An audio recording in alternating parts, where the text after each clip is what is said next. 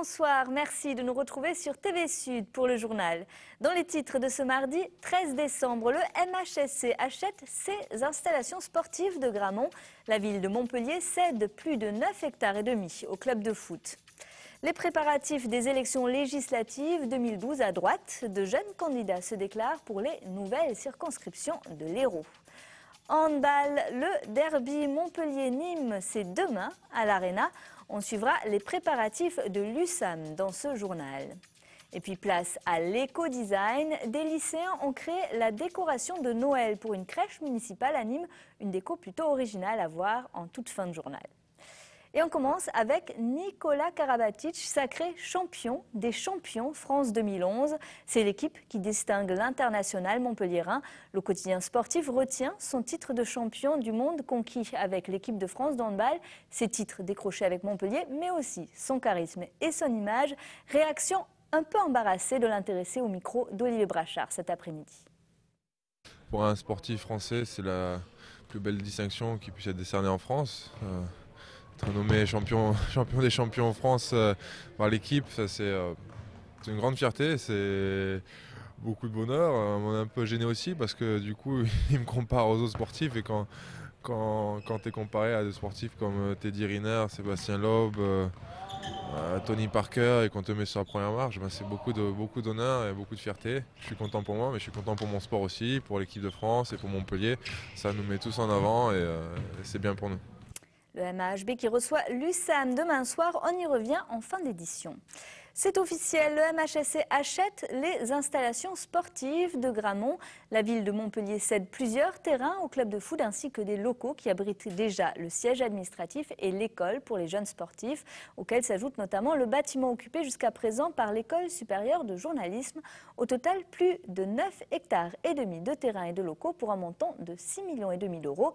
Pierre-Paul Castelli vous livre les détails. La bise est en prime, la signature, elle, est officielle.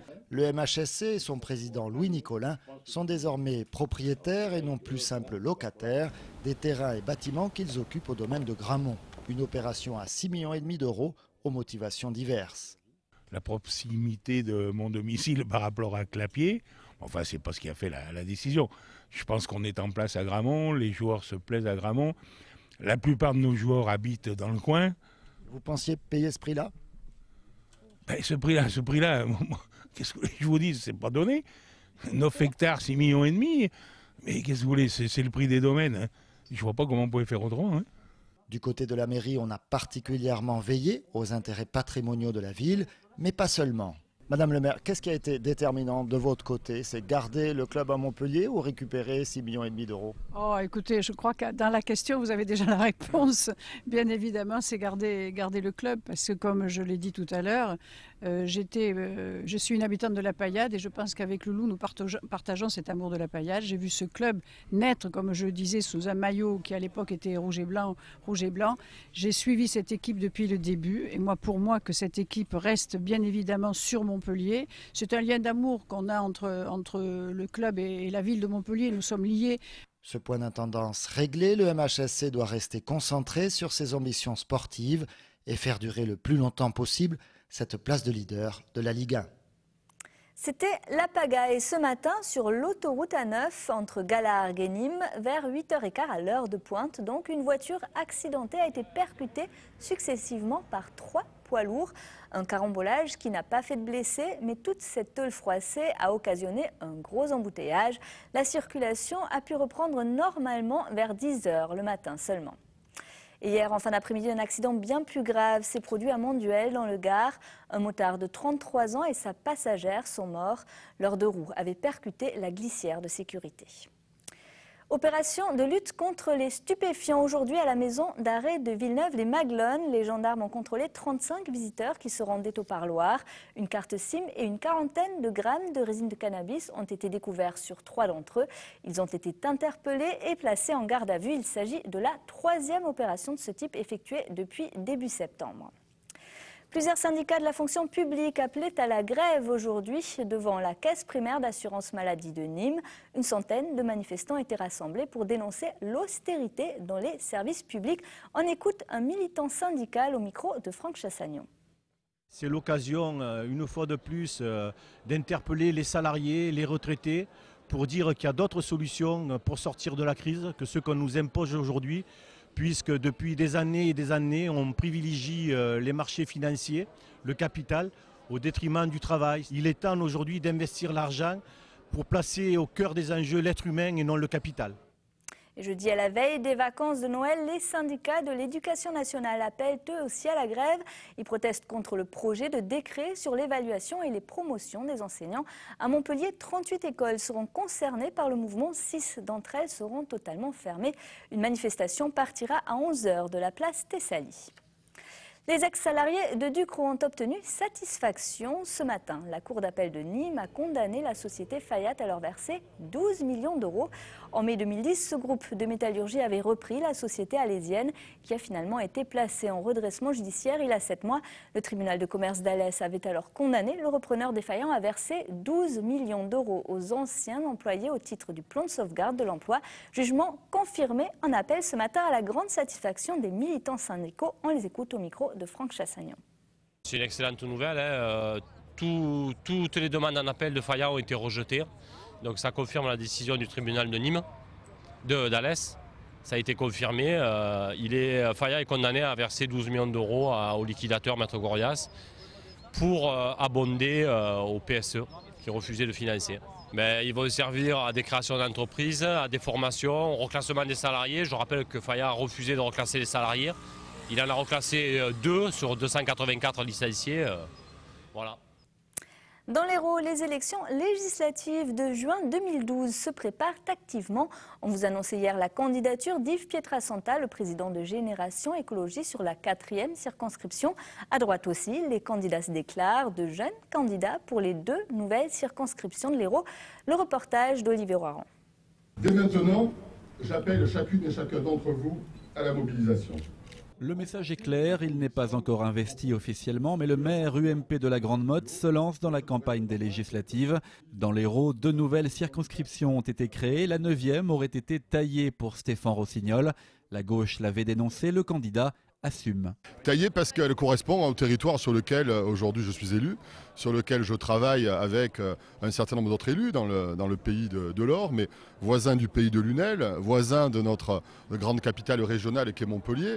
Donc je crois que cette circonscription, de la manière dont elle a été découpée, correspond bien à la personnalité qui est la mienne, à l'attachement qui est le mien, à un territoire dans lequel il y a à la fois la modernité, mais aussi un côté plus traditionnel. On y va ?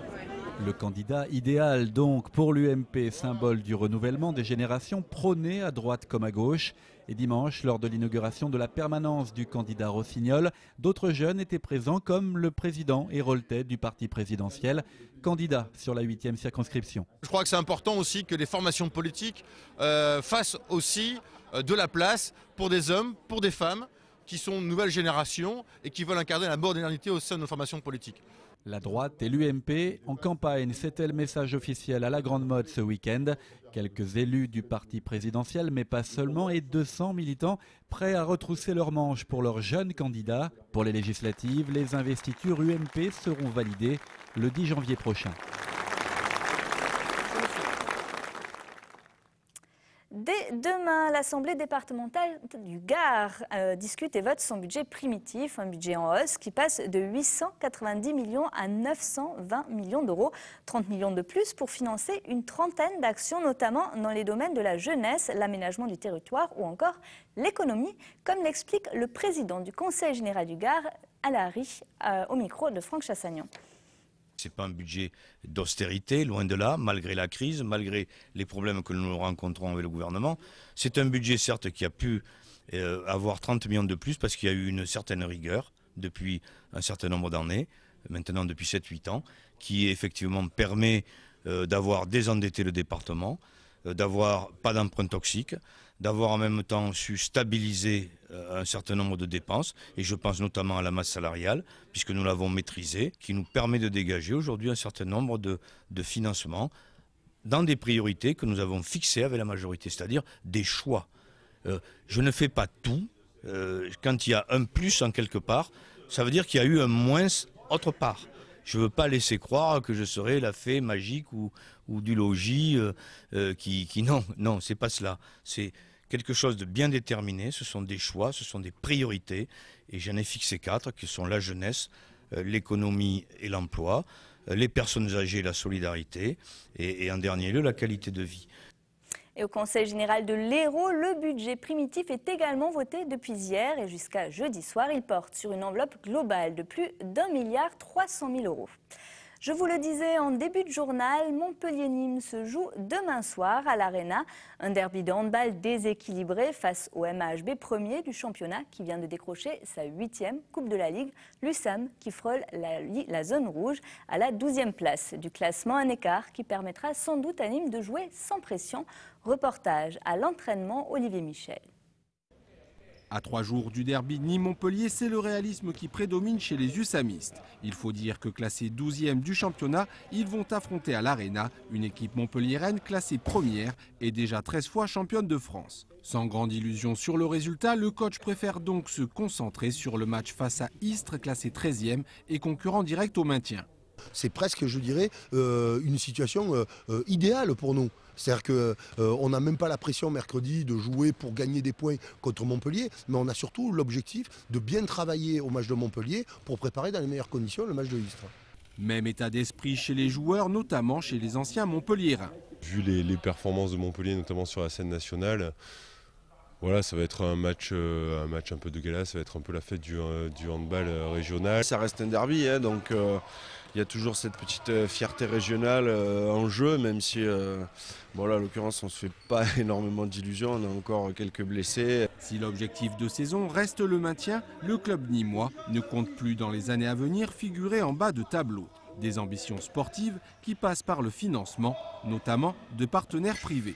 Je reste persuadé que le niveau de l'USAM, c'est essayer d'avoir un budget de 2,5 millions pour être au milieu de tableau et jouer quelquefois dans les 4 ou 5 premières places. Je pense qu'il ne nous manque pas grand-chose, un peu plus de participation de partenaires locaux et je crois qu'on sera capable d'atteindre ce niveau-là. Moi, le challenge, c'est éventuellement dans 3-4 ans de se dire un derby, on ne l'aura pas forcément perdu dès le début, quoi. Reste que la fierté inhérente à ce type de derby peut aussi jouer son rôle. Verdict mercredi à l'Arena, coup d'envoi à 21 h. Et cet après-midi à l'entraînement, les handballeurs montpelliérains, eux, étaient très sérieux pour préparer ce derby. La décontraction affichée de l'USAM, ici, on y croit qu'à moitié, comme l'entraîneur du MHB l'a confié à Olivier Brachard.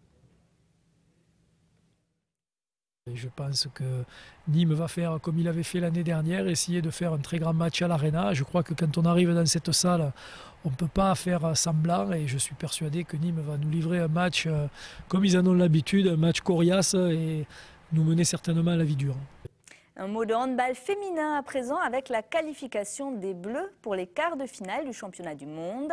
Elles ont éliminé les Suédoises 26 buts à 23 hier soir, dont 3 buts marqués par Camille Aiglon et 1 par Blandine Dansette, les 2 internationales du HBCN. Prochain match des Bleus demain contre la Russie. Noël approche et avec les fêtes, le traditionnel lot de boules dorées et de guirlandes multicolores. À Nîmes, les élèves de terminale art appliqué du lycée Mingway ont préféré créer des décorations écologiques. On appelle ça de l'éco-design, une décoration de Noël plutôt originale qu'ils ont installée dans une crèche municipale de Nîmes. Regardez. Oubliez boules et guirlandes, place au carton recyclé. Pour sa décoration de Noël 2011, la crèche Suzanne Crémieux a opté pour l'originalité en faisant appel aux élèves de la section art appliqué du lycée Ernest Hemingway. L'idée première, c'est donc de travailler pour une crèche à partir de volumes, de parois, de suspensions qui vont être faites avec un matériau très pauvre, le carton, dénigré, pour arriver à l'idée d'un village insolite, merveilleux, féerique. Il aura fallu 2 mois aux élèves pour réaliser ce village féerique fait de micro-architecture et de paysages imaginaires. Parmi les contraintes, celle de développer la psychomotricité des enfants et de réaliser le tout dans une démarche d'éco-design, avec pour seul outil du carton recyclé et de la colle. L'éco-design, c'est non seulement travailler avec des matériaux écologiques, mais c'est aussi utiliser le moins de déchets, donc aller vers aussi une dimension de recyclage. Une décoration diversement perçue par les parents. C'est joli, ça manque peut-être un tout petit peu de couleur, mais c'est pas mal quand même. C'est sympa, c'est rigolo, c'est original en même temps. Très original, avec du papier recyclé, je trouve que c'est très bien. Et donc j'attends de voir quand ça sera fini pour l'aboutissement de tout ça. Une incompréhension de la part des adultes qui montre que le pari des étudiants est réussi. Pour comprendre le village féerique, il faut avoir gardé son âme d'enfant. Romane, tu en penses quoi de ces décorations de Noël? C'est joli? Oui, le petit Papa Noël est déjà passé. C'est la fin de cette édition. Vous pouvez la retrouver sur notre site internet tvsud.fr. D'ici là, passez une excellente soirée sur TV Sud. À demain.